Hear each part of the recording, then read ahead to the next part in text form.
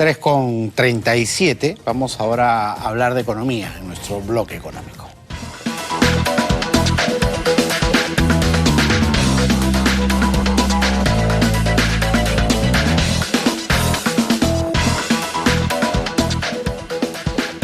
La semana pasada el presidente de la República cumplió su promesa y firmó la ley que autoriza un retiro más de las AFP. 18.400 soles, 4 UITs, es lo que usted va a poder, si todavía le queda plata en el fondo, retirar en este quinto retiro. Ya son 5 con este que se va a implementar de los fondos de la AFP. Eso ha llevado a que aproximadamente 2.300.000 personas aportantes ya no tengan nada en su cuenta, cero. Son 2.300.000 personas que no van a poder retirar nada en este quinto retiro porque ya lo sacaron todo. Y no solamente es que no van a poder tener plata ahora, sino que tienen cero para su jubilación. En ese marco, en esa misma ceremonia donde el presidente firmaba la ley y la promulgaba, habló de una reforma total del Sistema Nacional de Pensiones. ¿A qué se refería? ¿Por dónde puede ir para ser viable en nuestro país un sistema de pensiones que luego de cotizar durante tu vida laboral te permita tener un fondo aceptable para que de ahí asegures tu vejez? Eso lo vamos a hablar el día de hoy con Arturo García, profesor de SAN, que ya está con nosotros. Arturo, ¿cómo estás? Muy buenas tardes.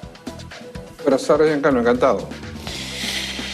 A ver, la primera pregunta es clara. ¿Es posible hablar de que un sistema de pensiones funcione en nuestro país teniendo en cuenta que el 80% de nuestros trabajadores están en la informalidad? Bien, en efecto, Giancarlo, es fundamental lo que estás comentando. En primer lugar, antes de ello quisiera dar el marco. Todo Estado debe preocuparse porque hay un adecuado sistema de protección social para las personas. ¿En qué consiste? En 3 grandes temas. 1, tener empleo con adecuados ingresos y condiciones. 2, tener un sistema de pensiones. Y 3, tener un sistema de salud. Bien, respecto al sistema de pensiones, si bien es cierto, es importantísimo una reforma del sistema de pensiones, esta debe buscar 2 grandes objetivos. 1, el ampliar la cobertura. Actualmente, como tú bien has dicho, solamente el 22% de trabajadores son formales, que podrían el día de mañana acceder a un fondo de pensiones. El 78% no. Entonces, el objetivo es ampliar la cobertura, lógicamente, llegar, de ser posible, cerca del 100%. Y, lógicamente, también tener un mayor nivel de pensiones. Para esto, las personas deben aportar más personas y deben tener, por lo tanto, empleo e ingresos adecuados. Para toda reforma debemos partir de una realidad, que es la realidad peruana de la estructura laboral, 78% informal, altamente informal, y es la tasa más alta de la región. México es 50%, Chile es 30%. Y por otro lado, también tenemos una alta informalidad en el segmento de micro y pequeñas empresas. El 50% de MIPES son informales. ¿Y por qué lo digo? Porque las MIPES, por ejemplo, generan el 45% del empleo en el Perú, entre puestos formales e informales. Entonces hay un gran problema de alta informalidad estructural, ¿no?, en el mercado laboral y también en el segmento MIPES, que son grandes generadoras de empleo. Claro, así el panorama es bien difícil de estructurar, ¿no? Porque finalmente tú te preguntas, ¿y cómo un informal va a contribuir para su futuro? Salvo que pensemos en ese esquema tipo pensión 65, ¿no? Donde personas de escasos recursos que nunca han aportado, finalmente el Estado es el que saca de su bolsillo y les da una pensión. Mínima, pequeña, para algunos irrisoria, pero finalmente el Estado de la nada les da una pensión. Ese sistema de que el Estado sea el que complete o el que dé el 100% de las pensiones, ¿es sostenible? Mira, eso podría ser sostenible en un país desarrollado donde, digamos, el 90% sea formal y aporte y solo el 10% no. Pero acá estamos al revés, es todo lo contrario. Además, también estamos hablando que si bien el Perú ha logrado estos 20 años sólidos fundamentos económicos que todavía los tiene, lógicamente los recursos no son ilimitados, son limitados y hay que privilegiar los recursos con, en todo caso, subsidios focalizados, no generalizados. Pero bien, ese es un tema a discutir, ¿no? Entonces, debemos partir de esa realidad, que es la alta informalidad, y por lo tanto, digamos, los factores que debería considerar una reforma del sistema de pensiones es, en primer lugar, disminuir los niveles de informalidad laboral altos que hay en el país, ¿no? A su vez, disminuir también los niveles de informalidad empresarial que hay en el segmento de MIPES, micros y pequeñas empresas. Hacer también que los trabajadores informales aporten voluntariamente al fondo de pensiones y que los trabajadores independientes también puedan aportar al fondo de pensiones, ¿no? Sí, porque si ves las cifras, claro, la gente se queja y ha puesto más sus baterías en las AFPs, que finalmente uno termina su vida laboral y no tiene un fondo interesante y las pensiones terminan siendo muy bajas. Pero si ve en la ONP, en las pensiones públicas, finalmente el 60% tampoco llegaba a esos mínimos 20 años que antes se pedían, porque hubo una reforma en el gobierno de Vizcarra, para que tengas acceso a una pensión. Eso habla de que la gente es intermitente pues, en sus aportes o no aporta finalmente lo que debe, ¿no? Así es, ¿no? En nuestro país el sistema de reparto común, que es el público, ha fracasado porque todos los meses, por ejemplo, el Tesoro tiene que transmitir recursos a la ONP para que pueda pagar pensiones. No es autosostenible, ¿no? Y estamos hablando, ojo, de una pequeña parte de ese 22% formal, ¿no? Entonces, muchos ejecutivos, por ejemplo, retiro de STS, retiro de FP, pero cuando hablamos de retiro de STS y FP estamos hablando del 22%.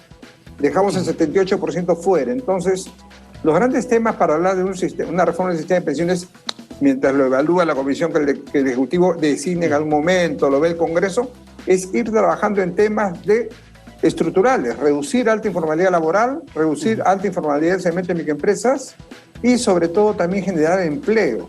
Porque para tener una pensión tengo que aportar en mi vida laboral, tengo que tener un adecuado empleo e ingresos, y eso solamente lo da el crecimiento del país. Entonces, hacer medidas estructurales para que el país siga creciendo y genere más empleo.